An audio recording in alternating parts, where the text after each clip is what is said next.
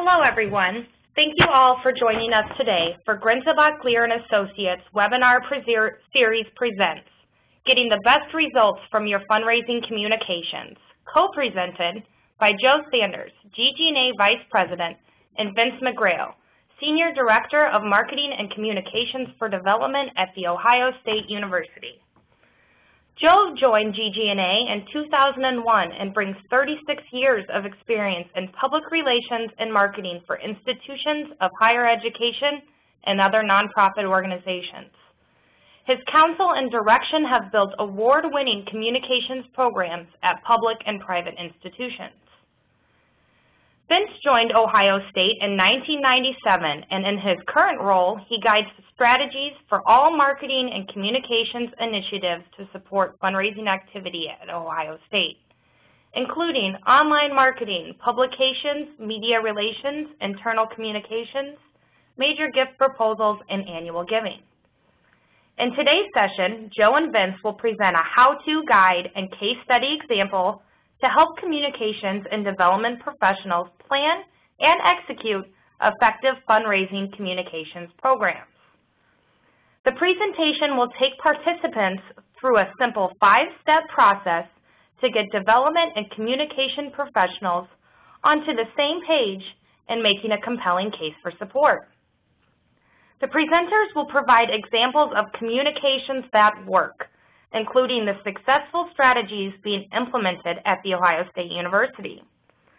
Development and communication programs of all sizes, representing a broad range of organizations, will benefit from the lessons Ohio State learned from reinventing its fundraising communications vehicles and tactics.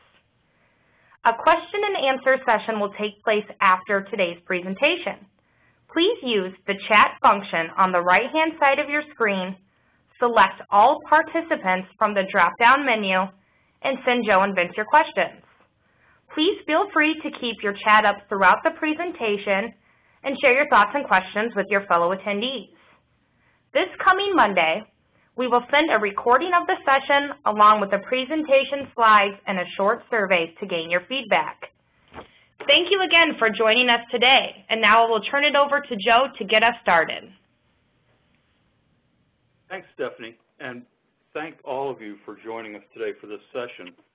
Vince and I were noticing that a good cross-section of types of institutions and fundraising communications programs have signed up for this session today. And we want to make sure in our presentation that we're presenting principles and examples that can apply to your program regardless of your size, your level of sophistication, and where you think you are in the fundraising communications process. Graphical over the years has reviewed a wide range of fundraising communications programs, and we find that where programs need to be tailored to the interests and the gift potential of their particular donors, that there are common challenges and pitfalls that cut across many kinds of programs. The challenges that commonly we face in fundraising communications are focusing on institutional priorities, articulating a clear, consistent, and compelling case for support, integrating the vision of your institution with a strategy, a sense of urgency, and human stories. That one alone is enough to keep us occupied more than full-time. And then being able to synchronize communications objectives and our timetables with development objectives and timetables. So we see, in looking at many programs over the years, that there are some common pitfalls, and we hope that our presentation today is helpful to you in perhaps avoiding some of these pitfalls as you go forward. We see a lot of programs that have great tactics, a good broad range of print and digital and online strategies, but you don't really get a sense in all these tactics of what exactly the fundraising appeal is. You see programs which have wonderful stories about donors and about people who are the benefits of philanthropy, without any context of where your institution is trying to go and how these people fit in with a strategy that is going to improve the world, your services, society. You see in a lot of donor communications, and you see this a lot in fundraising communications newsletters, stories that are all about the money and not the benefits. Campaign newsletters that focus on the 5 largest gifts over the past quarter and nice profiles of the donors. And Vince will talk about that to some extent and how they turned that situation around at Ohio State. You see campaigns described as being transformational campaign when in fact they're not, and they create a sense of something more being accomplished than will be, which in turn hurts the credibility of your program. And finally, we see a lot of communications which are great communications, good feature stories, but there's no hook in that story to make the donor ask, how can I join in support? They're not led anywhere to do anything. So what we want to do today in my part of the presentation is to help you answer how you can communicate more effectively. And I'm going to suggest that a good fundraising communications program has to make 4 essential connections between fundraising and communications. The first connection is to be able to take the institution's goals, which should be translated into fundraising goals, which then you can relate to the interests of your donors, so that your message is really about your donors and their interests and how they can realize what they want to do. It's really not about you. Second is to make the connection of strategies. You use communications channels and that donor segments use and trust, and you develop strategies that enable your fundraising communications to capitalize on what your donors choose to pay attention to. And finally, it's execution. You know, coordinating your calendars and your tactics between development and communications, which really boils down to, in short, you plan and you manage. Now, we see a lot of fundraising communications plans, which in fact are timelines of tactics that are going to be carried out during the year. And I want to walk you through now a kind of plan which takes a more strategic approach and finishes then with the timeline of tactics that will be carried out through the year. You will be able to get through this without ending up in a 12-step program because we have a 5-step program for you. The 5 steps to a good fundraising communications plan begin with, first, choosing your messages and your strategies. Step 1 of the 5 steps in communications planning is, in my view, the cornerstone of everything else that happens. And if you are a program which does not have a plan for fundraising communications other than a list of tactics, and you were able to do in your first year nothing else but this first step, you're making great progress toward effective communication. So I'm going to spend most of my time talking about this. You need to connect your institutional strategic direction to fundraising goals, something which, if you are in fundraising communications, is not in your job, but is something which should be going on at the level of the advancement program and your institutional leadership. And then you need to develop core messages, which is your central message platform that communicates those fundraising goals. Now, what is a core message platform? Well, here is an operational way of deciding whether you have a good core message platform. If you have already a message platform, you can lay it down next to these 4 tests, and see where it's weak and where it's strong. If you do not have something that you call a core message platform, assemble all the messages that you're communicating during the year and see the extent to which you're covering these 4 points, where the gaps are and where the strengths are. Do they present your institution's greatest opportunities and needs over the next X years, which can be 1 year if you're not in a campaign, or might be 3 or 4 years if you're in a quiet phase or a public phase of a campaign. Do you make these opportunities and needs matter to your institution's supporters? Regardless of the type of institution you are, can you translate these opportunities and needs into something which your prospective donors recognize as something they want to attend to and be interested in? Remember that about every kind of organization has a core group of donors who are donating out of love and loyalty to the institution. And these are important supporters, but we're all in the business of expanding the number of supporters, the size of our gifts. And the second point is very important for bringing new donors into the fold. Third, can you show which of the opportunities and needs that you presented in step 1 can be met only with philanthropic support, and why? And finally, can you help your prospects perceive the benefits that they will create for people, society, or themselves by supporting these fundraising objectives? When you analyze these 4 points, you see that point number 2 and point number 4 are really about keeping the focus on the donor.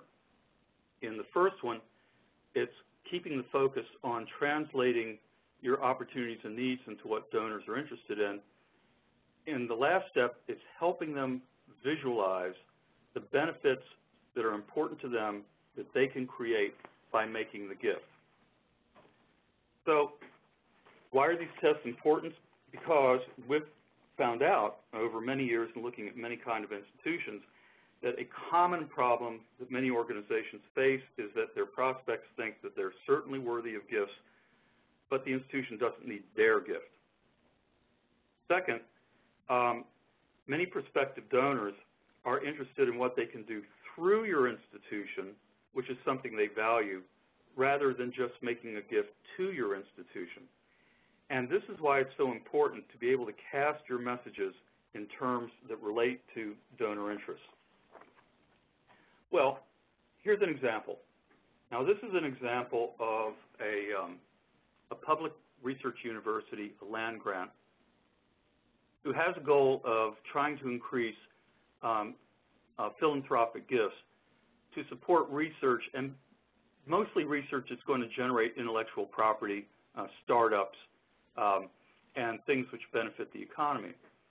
So one of the core messages that was in support of this effort is that private investment now will determine whether state university extends its leadership in programs that create a healthy economy benefiting all citizens. It's not hard to see the benefit message. It follows the word benefiting. And so private support will create new enterprises, those are your startups, help established industries to modernize and thrive, and engage faculty, students in economic development.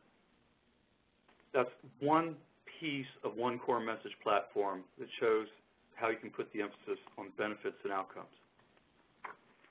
So what happens if you work for an institution which doesn't have a real strategic plan and doesn't have a sense of clear direction? This sometimes is very common among independent schools or liberal arts colleges where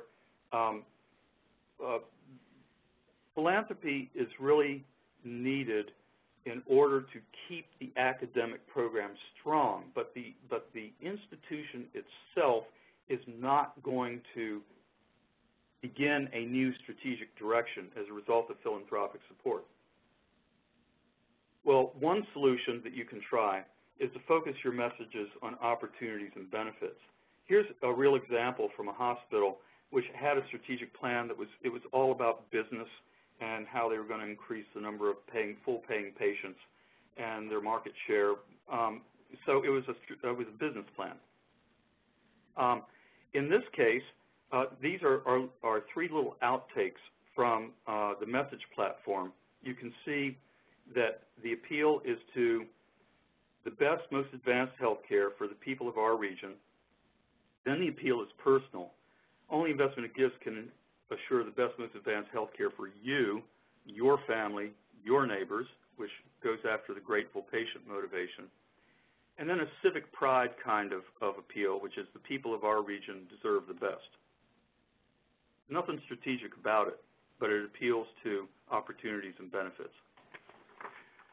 The second approach that one can take is the Our Time in History approach. This is an example from a Quaker college which had no strategic plan but had a very successful campaign. And what you see in that statement there is a lot of language which is very familiar to the alumni of this institution, where it harkens back to the Quaker faith in our inner light, and talks about the gift of this college having been handed down from generation to generation. And now there's 6 generations of Quakers who have come before us who are looking at us and saying, we know you'll do the right thing. And that was a successful campaign. Well, so really this all boils down to what are ways of making gifts matter to your prospective donors. And I'm going to give you 4 different ways that you can take this on. Not that they're the only 4 ways, but they tend to illustrate categories of approaches. One is pointing out why your gift is important to others. This is from a case statement from a state university. So an element of that is to appeal to what the university is going to do for its state, but bigger than that. So it says, improving the common good from finding cures for cancer, which is a challenge which has no boundaries, and then talking about spreading of technology across the state. So 2 kinds of benefits for 2 kinds of audiences. The second is to talk about how your gift is important to society. This is from a liberal arts college, and it needed to build a science building, and a lot of its prospects and alumni were in the state of Iowa. And so you can see how it makes an appeal to the strength of the college in turning out teachers who have been strong in science and mathematics, which is a historical strength of this institution, and then talks about the investment in the future of society, which in the future is going to demand leadership to master scientific challenges.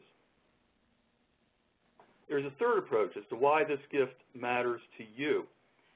This is a cultural organization. It's the Missouri Botanical Garden. And one thing that I want you to notice from this is that it first poses the argument of that there are donors who contribute to the garden because they love the beauty and they love going there. The second reason is that the garden is very active in discovering and preserving plants which are threatened with destruction, mostly in tropical rainforests around the world. So there is the appeal to what you can do for the environment. The other thing I want you to notice here is that in its isolation, this last phrase, hasten the victory of science over ignorance, sounds like purple writing, but there's an iconic statue at the Missouri Botanical Garden, which is more than 100 years old. And the title of the statue is The Victory of Science Over Ignorance. And much of this case was about the history of this organization in advancing the science of botany and plants for the benefit of mankind. Finally, this is one I really like because it's a problem that nearly everyone faces in their annual fund program of dealing with the question of do small gifts make a difference? And this is Brigham Young University, something that they did a few years back. I really like this because it shows how you can have undesignated gifts but be very specific in showing people what they've accomplished.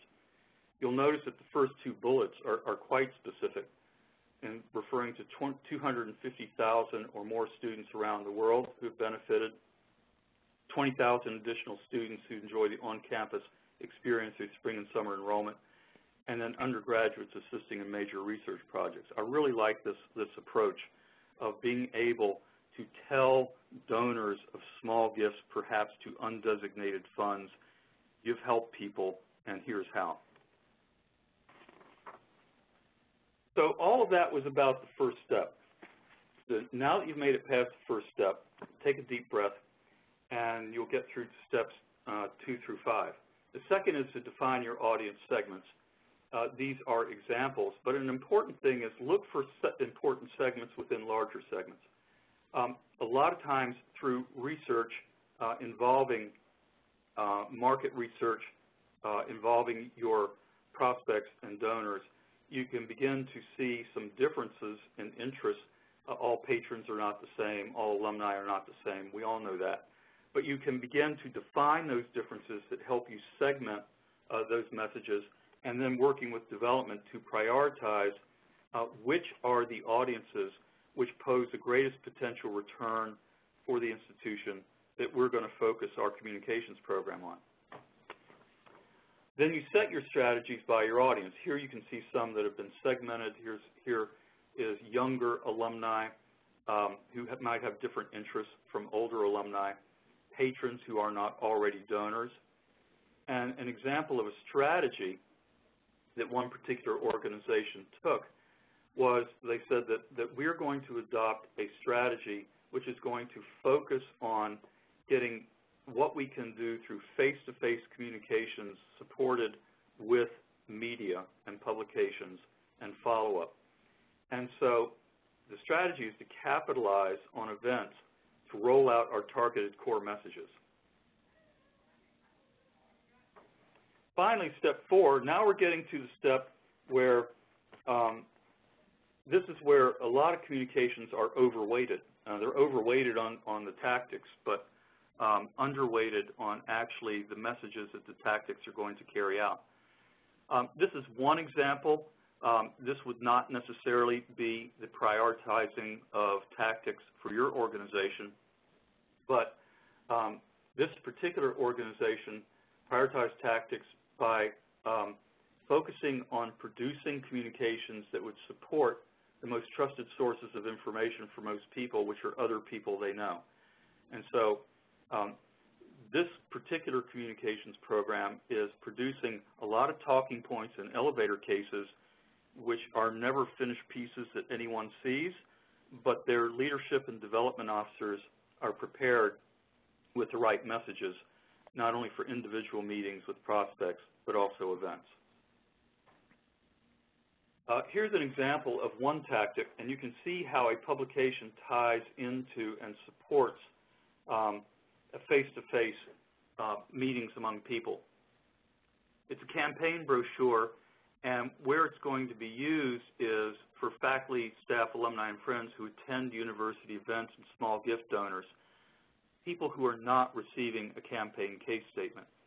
The other thing I want you to notice about a tactic, and when you do a plan, and I suggest that it end up being a written plan, every tactic that you will carry out over the course of your plan will be encapsulated by itself in sequence, and each one is going to meet the test of saying who is going to do what, by when, for which audience, for what purpose.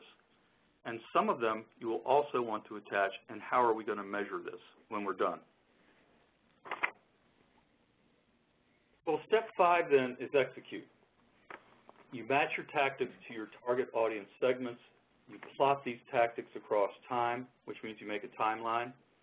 You create a budget. You develop assignments. You implement. You meet deadlines and measure results. And very important is that over the course, you meet regularly between development and communications. You study what is on time and what isn't, what's on target and what isn't, and you self-correct as you go through your period of execution. Now, I'm going to leave you with these helpful tips and then one other comment. While you look at these helpful tips, I want to address something which faces many communications programs where you develop plans or you have expectations which you feel far outstrip the resources that you're able to execute. And I suggest that when you get to the point of your plan where development and communications professionals have been working together all along, that you take your tactics and you have a planning session where you prioritize them. And you can come up with categories. For example, you can say, what is absolutely crucial that we accomplish this year in communication? After that, what's pretty essential that we accomplish this year? I mean, the program won't fall apart if we won't do it, but it's very important to achieving our results. And finally, you might have a category and say, well, what is important for us to accomplish this year? These would be things that you wouldn't write them down as a tactic if you didn't think that they were important, but they don't rise to the level of essential or crucial. This is the way, then, that you can bring the capacity of your internal communications program into scale with, and make sure that you are meeting the priorities of your organization. Well, at this point, Vince has got some great examples of what they have done at Ohio State University. And Stephanie, are you going to now turn it over to Vince? Yes, Vince, it's all yours. Great. Thanks, Joe and Stephanie. And thanks for everyone else who's listening in. I'm here in my office in Columbus, Ohio, and somewhere else in this building is a conference room with our staff listening in, just as all of you are. So I want to start off by saying I have one of the best staffs I can imagine. The work I'm going to show you today is the work of my staff. I am Senior Director of Marketing Communications within development here at Ohio State. It's a very large, complex, decentralized communications environment, and it requires building partnerships across campus to really get your work done.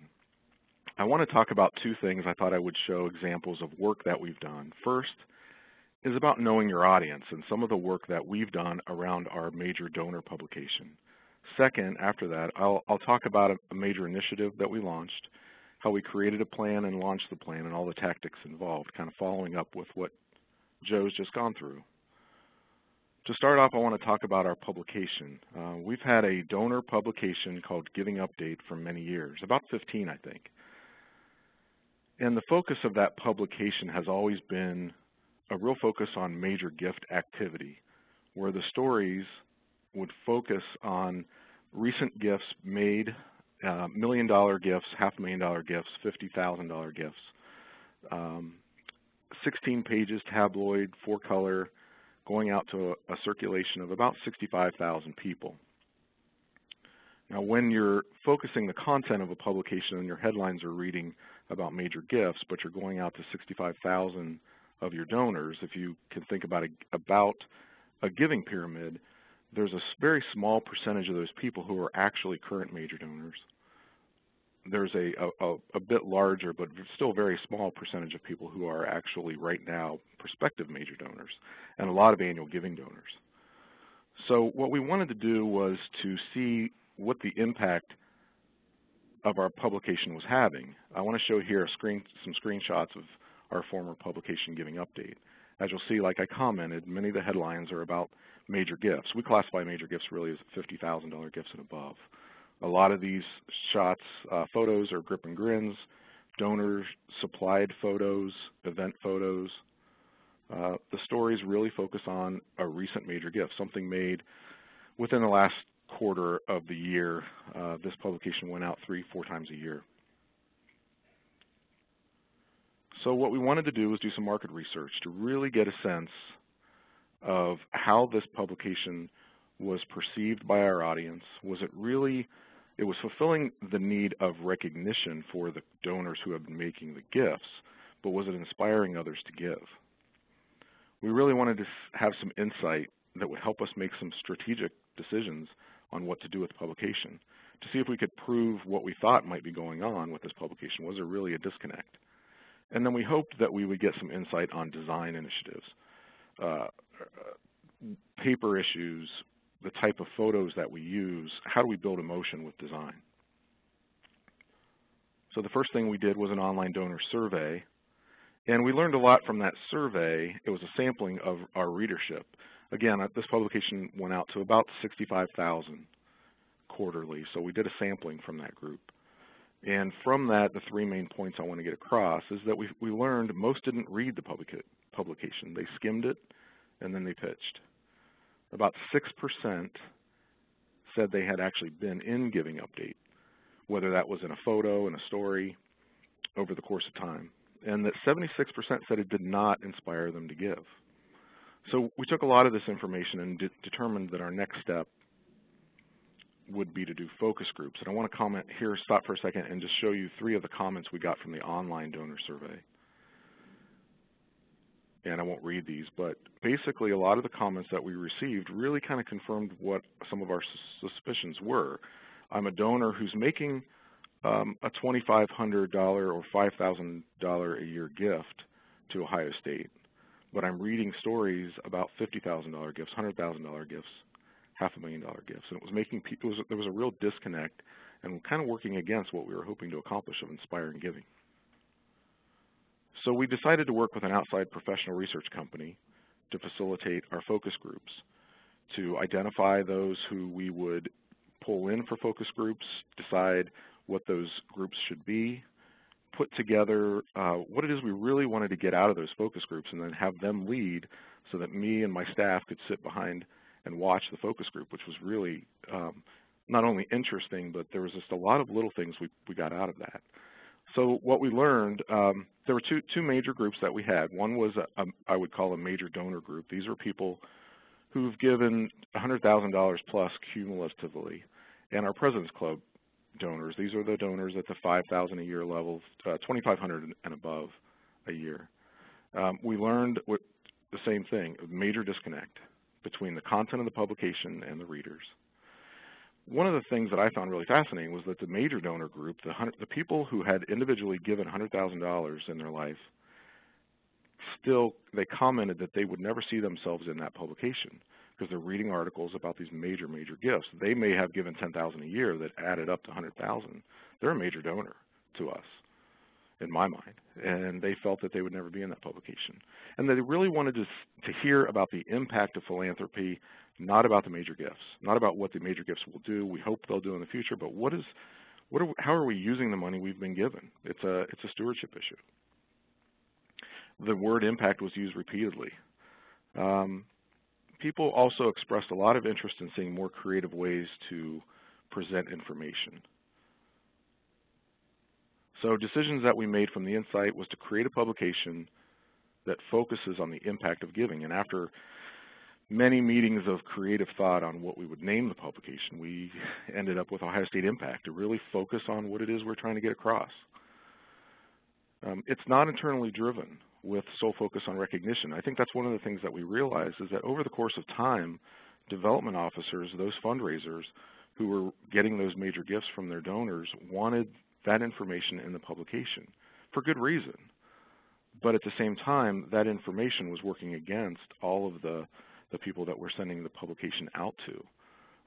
It was making the donors who made the gift happy in many cases, but in many cases the donors really didn't care if they were in a publication.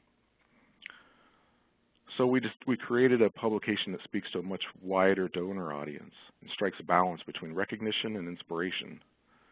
And we decided we would have a feature focus in each issue.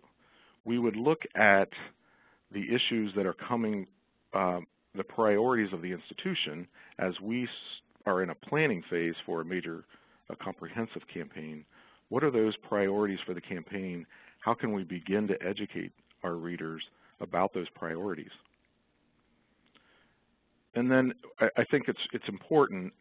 Partnerships around the university are important to us now. They've been important, and they're even more important today.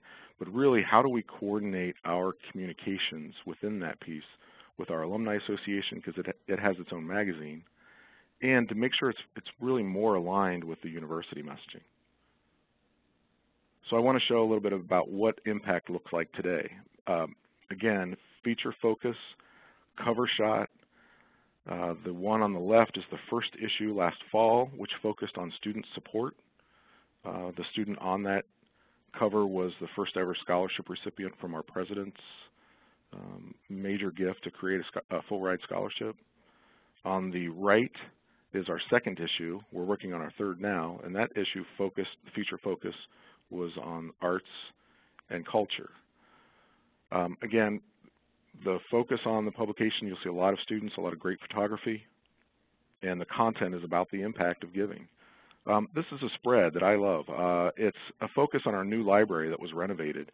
And instead of a lengthy story, we really graphically showed the library, showed the figures of the fundraising, the number of donors, the amount raised, and some other just points of pride about what this library does that alumni are just fascinated with. People who went to school here when I went to school here and see this are just amazed. So we're just telling the story of great things at Ohio State and how fundraising impacts that. Just another spread, focus just to show focus on students and what students are doing. The student traveled to Ghana and the great work that that student's doing because of fundraising support. So results and next step from all of this, overwhelming positive response from the first two issues, from our internal leadership, from our president and everyone in between, from our leadership volunteers, our foundation board, and many of our major donors and prospects. And that's all anecdotal. What we want to do is after each issue, we do a short follow-up survey. We're doing those online now just to get some feedback and let others give us feedback on how we can constantly improve. And at some point in the future, whether it's in another year, we'll go back and do another large readership survey to see if we're moving the needle the way we thought, to make sure that we really are educating about priorities and inspiring giving. So I want to shift focus now and talk about implementing a communication strategy. This really kind of will hopefully give some example of the work that we've done from what Joe was discussing earlier. The initiative that I want to talk about is called, the fundraising initiative is called Students First, Students Now, but the university initiative is called Students First. It was introduced by the president in December of 2008. It's a university-wide initiative from Ohio State to help students stay in school. That's across freeing up additional funds for emergency loans and a number of other university-wide initiatives to help ease the burden of the financial implications of the economy. To support that university initiative, we created Students First, Students Now. That really is focused on driving fundraising to help support a wide range of student support activities, from helping create more money for emergency loans to educating donors about the importance of student support for scholarships.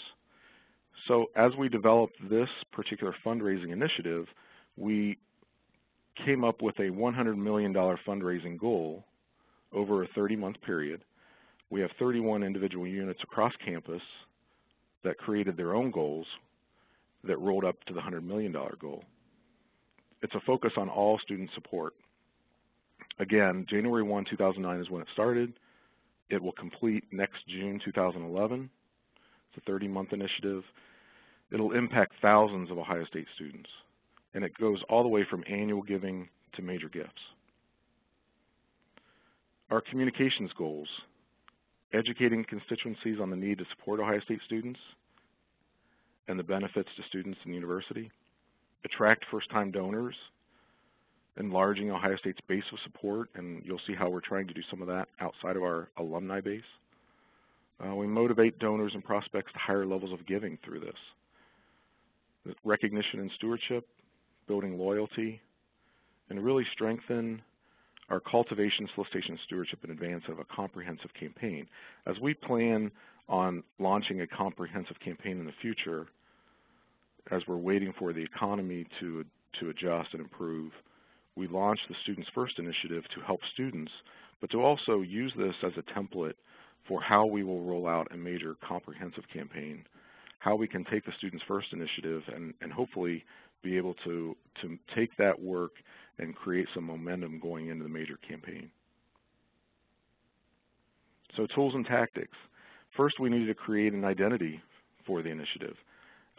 Deciding what the name of the initiative would be, which we arrived on with Students First, Students Now, what the look of the initiative would be, what materials are needed. We created the identity and an overview pocket folder, and it was important that we had something that all of those 31 units could use that creates a look for the initiative, but also allows them to customize it for their unit and personalize it for the donor. So if a development officer takes it out, they can insert information about their particular unit. We can create information for them for customization. They can put a pledge form in there for their donors. Internal communications, very important. We led with that. We used our intranet and a weekly internal e-newsletter to staff to drive people to our intranet. And on the intranet, we've established a space for Students First, Students Now, where we put a lot of our materials in PDF form, and we just try to educate people about the initiative and drive people to go there. It's easy to create the space. Well, it's not easy, but you create the space, you put the tools out there, but it's more difficult to keep the momentum going, to keep people engaged, and I'm talking about internal staff, and educated about what's going on across the board with the initiative. We created a web presence for Students First, Students Now. We created videos that you'll see on the website, and then we pushed that out through email and social media. We created advertising to create awareness. I'll go over all of these. Direct mail within our annual giving operation. The publication that I mentioned earlier that I went over, that was our first publication feature, was about student support. And then we've done a DVD direct mail test with all of the videos. We repurposed those videos onto a DVD with our president to test some markets to sort of drive a higher level of giving, around $25,000 or $50,000 for scholarships. First, the identity is really thinking creatively about Students First, Students Now is put the focus on the students and to create this in a way that it's simplicity and efficiency, so that when we create video work or we create print work, there's a very simple design to what we do that puts the focus on the students. It's done in a way so that when we create videos, the backdrop is a white cyc so that the print piece matches the video work. And it's just a nice, simple, clean design. This is an example of our pocket folder. It just gives a general overview of the initiative. It is the why for the Students First, Students Now, and it has the pocket folder that can be customized, used for proposals if they're asking for a gift from a donor, or used for general overview. I want to show you some examples of those custom unit pieces. On the left is a piece done for our College of Public Health. On the right is our College of Social Work, using students from those areas, and these are real students that we've sought out, and we use these in video as well, telling their own story. Two more examples. On the left is our College of Veterinary Medicine. On the right is our regional campus, an example for those. So that way, this can tell the story about that particular unit. I want to talk for a second about our web presence. You can go there to view all of this. All of the videos that I mentioned, there's 8 of them, are created, posted on YouTube, then pulled from YouTube onto our site. You can go to give2.osu.edu/studentsfirst to view this. But we created a presence that tells the story of these students, and many of them have a video to go along with it. We wanted to make sure the Give Now button was very prominent. And then on the right is just a screenshot of the real estate on our main osu.edu web presence and how we partner with them for them to drive traffic to our Students First page in the lower right corner there. And that's just really the partnership of how we work with our central communications operation. With video, we teamed with an outside production company but much of the coordinating, producing, oversight was done by my staff, and they did a great job with this. The videos that we created were not scripted. They were actual students. They were interview style. And then on the back end was really edited down and finding the great quotes to edit them down into a very short segments. There was 8 that were created. We did the photo shoot and the video shoot at the same time. Again, going back to the look that we've created with the white backdrop, we did a lot of the photography. We coordinated all the students being there at the same time to save cost. We decided once per month we would post one of the 8 videos on YouTube, pull it back to the site, push it out via a monthly email to our President's Club donors. Those are our donors who give $2,500 and above a year. We also have a Connect e-newsletter. That's our central communications operation monthly email newsletter that goes out to 250,000 or so recipients, all of our alumni that we have email for, and others who have subscribed, all of our donors as well. And that's a really strong partnership between our development operation, our alumni association, and central communications, because we've all come together to pay for an email platform that really drives a partnership between us. So there's a real awareness of how we work together. And then we use social media. Again, with social media, we're not driving it ourselves.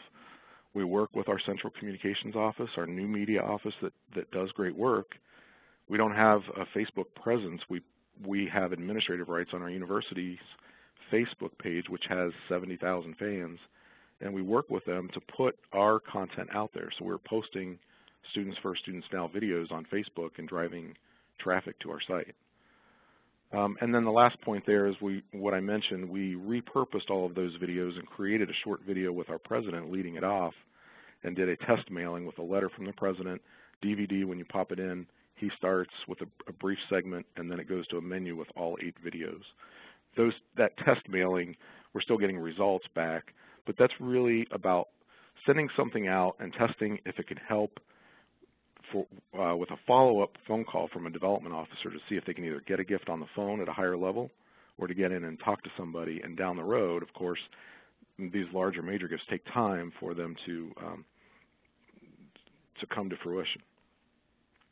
So we had some technical difficulties. I wanted to show you some of the videos that we've created, but if you go to our website, you can see all of them. We had some audio difficulties, so I pulled that out of the presentation. I apologize. I want to switch to advertising that we did, creating an awareness for Students First, Students Now. The ad that you see in the bottom left is an ad that we created for our social work. These ads can be run in that unit's alumni publication. So my team creates it, hands it off to them. They insert into their publication. On the right is an ad that we did for a athletic program for hockey. And then we've done various ads that we've run in the alumni magazine that goes to 120,000 of our alumni, and found ways to use current vehicles to drive the message. Many of these they're not paid. We just create the art and work in partnership with those units. Annual giving, just briefly. Annual giving, we drove the Students First message both through phone and direct mail. This is an example of how that image, or how the identity of Students First played itself out in direct mail. And annual giving falls underneath marketing communications here. I have 3 teams: annual giving, an annual giving team, communications team, and a marketing services team. And you have to realize, in my mind, annual giving really reaches out to such a broad number of our alumni that connecting the dots between our communications message, fundraising message, and what we're doing in annual giving is very important. So this is an example of direct mail work that we did and how it was executed. We did a lot of work on focusing outside of our alumni base last year and driving results through annual giving of people who've made gifts to the institution or are not alums, and seeing if we can get them to support students. Going back for a second on our donor publication, the first one we did in the fall, again, focus on student support. And inside that publication, we took that opportunity to educate our readers on the discrepancy between what it takes to get a college education, what's available to students, and how much debt our average student leaves with when they graduate. And in that publication on the back, on the very right there, is an ad that we did for Students First that runs on the back cover of our impact publication. This is an example of the Connect newsletter I mentioned earlier that goes out from our central communications. I believe we have a very strong partnership with them. It's taken time to just build a relationship. And this is an example of issue that went out in November that focused on the story of the student that was on the front cover of our impact publication, linking to a web story on our site. And it was the lead focus on that particular issue of our e-newsletter at the university. On the back end, we use Google Analytics, and we're learning to use it more and more. Definitely not experts at it, but we really try to look at what happens when we do initiatives. How much traffic are we driving from Facebook? When a Connect e-newsletter goes out, how many people are we driving to our site? And then what happens? Where are they going within the site? How much traffic are we driving to the Students First initiative? It's a way for us to measure awareness. So in the end, I just want to wrap this up. We are, through the end of March, the Students First, Students Now initiative is at $62 million of our $100 million goal, 62%, 50% of the time frame. So it's very successful. And what I've showed you here is not the only reason it's successful. There's a lot of hard work going on with the development officers, but I do believe that the work that my team has done has helped inform the development officers, given them the tools to drive giving. We've driven a lot of giving in annual giving. We've driven a lot of awareness. And I think we've executed the plan pretty well. And there's a lot of people coming together across the university to make it successful. And I just want to finish with 4 points that, as I was thinking about this, to come back and stress.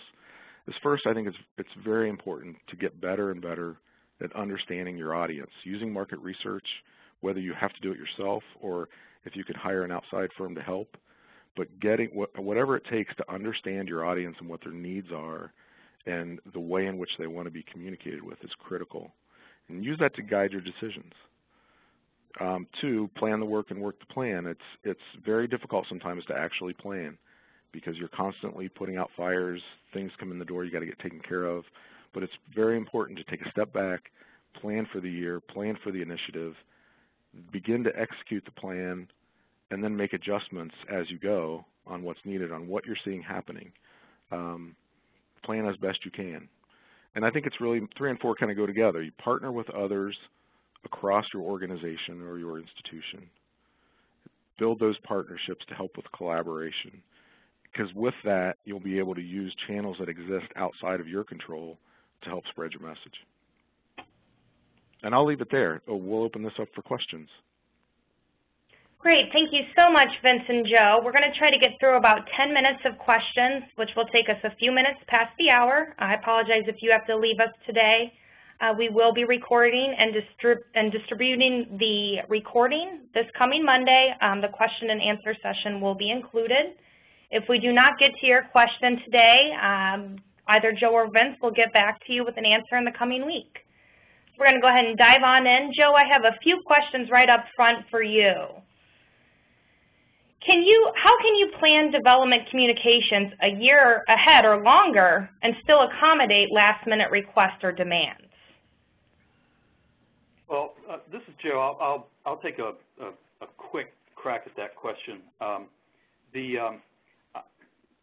Over the years when I was in charge of communications programs, and this question would come up, I said as an operational matter, if we can actually control 50% of our working time, then that's 50% of the time that we can focus on implementing our plan.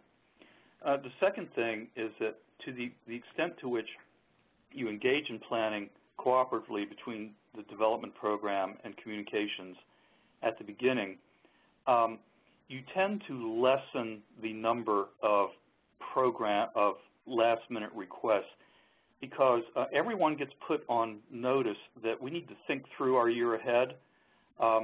And although it never eliminates your president calling you up and saying, I need this tomorrow, or your vice president for advancement, or your boss, it does force an engagement in thinking ahead at a certain time of the year, which certainly tends to cut down on the chaos as the year goes on.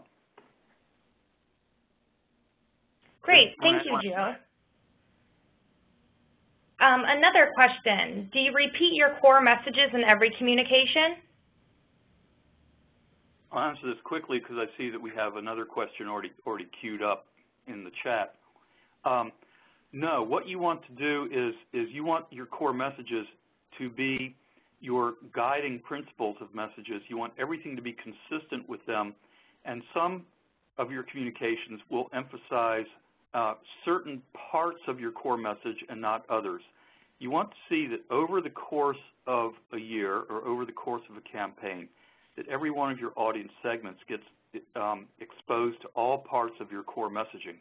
But you don't try to do, I mean, how quickly would everybody get bored if every communication covered your entire core message platform? You segment and sequence. Great, thank you. And now, Vince, I'll turn to you. We have a lot of questions coming in about the case study at Ohio State. Okay. One up here on the chat from Beth Rowan. She's wondering what percentage of people responded to the online survey at Ohio State?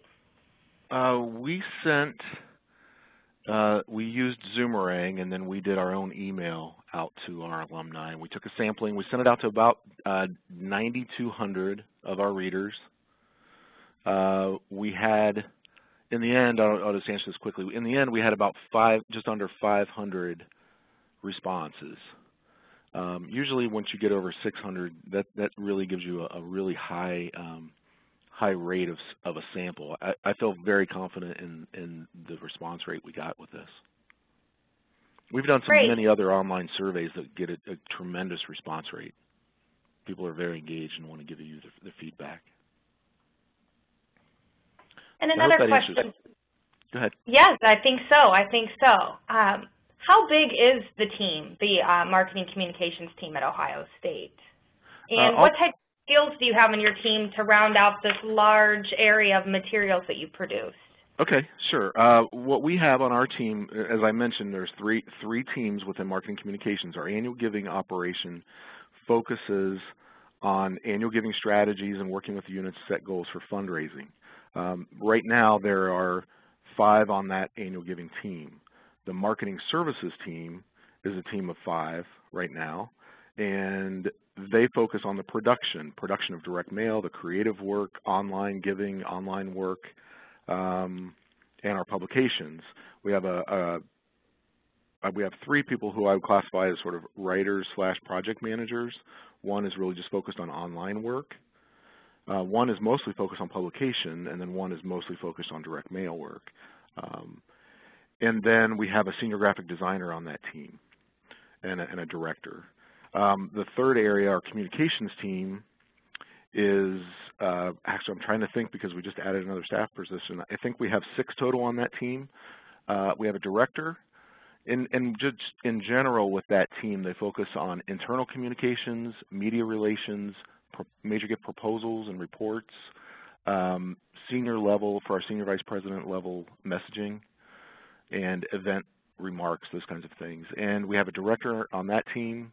We have 2 people that are focused on proposals. We have another senior graphic designer on that team. And then we have a person who really focuses on media relations and event remarks. And we have a person who's focused on internal communications. And that's it. Oh, great. We also have a student calling center with 100 students employed, so you could add those in there too. Okay, thanks, Vince. Sure. Can you describe in a little more detail the working relationship? You kind of touched on this with your Central Communications Office and Alumni Association. Yeah, we are decentralized, so I work in development. Our Alumni Association is a separate entity. However, just very recently, and I don't believe it's actually even finalized yet, the Alumni Association is being much closer aligned with the university. Our Central Communications operation is separate from us, but we work very hard to partner. And at the university here, like at many institutions, the word advancement is coming up. We're talking about alignment and how we work closer together, how we make sure that all of the messaging is coordinated. So we're very separate, but I think there's really good partnership, at least from my perspective, there is on how we can collaborate and work together. So we're trying to work through that. The Alumni Association, for example, has its own magazine, and we have our magazine. They're probably the two largest circulated magazines at Ohio State. Alumni Association magazine hits 120,000 alumni. Our publication is about 55,000 in circulation now. I hope that helps answer the question. Sure. Can you describe some of the content differences between those two magazines? Sure. That's a good question, because what we're finding is there's a little bit of overlap. Our focus here, because we've just recently changed our focus, we really focus on the impact of fundraising, but we do get into those areas where we're talking about the greatness of Ohio State, and in a very subtle way, we try to get across that fundraising impacts that. We'll talk about a great student and the work they're doing, but they're a scholarship recipient. The Alumni Magazine will also cover some of the same type of content about what's great at Ohio State, but not as much as it connects with fundraising. We both really try to deliver the messaging of Ohio State, but the Alumni Association magazine really sees itself as an independent publication that can criticize Ohio State as well as stress the greatness of Ohio State. And I think that's one of the things with advancement, that's just one of the hurdles that we're trying to work through. Okay, thank you, Vince. We're going to get one last question in. Joe, this one's for you. Can you describe a few different ways to personalize mass communication? Well, one way which will not be very novel to a lot of programs, but I think it's very effective, is that to take, if you have a media relations program, or that you find positive news in the media about your institution, and even better if it relates to something that is central to your institution's opportunities and needs, that you take these and provide your major gift development officers with good quality reprints of these publications. Your major gift officers have, of course, their prospects list, and they have little Post-it notes, and they can then, over the course of the next week, jot little personal notes on Post-it notes and have them mailed out individually to their prospects. Ran across this in the business week and thought you might want to see it, which is good because you have to remember that not all your prospects see every publication that your good stuff appears in. This is a way of personalizing. You also can get to a level of personalizing through your segmentation strategies.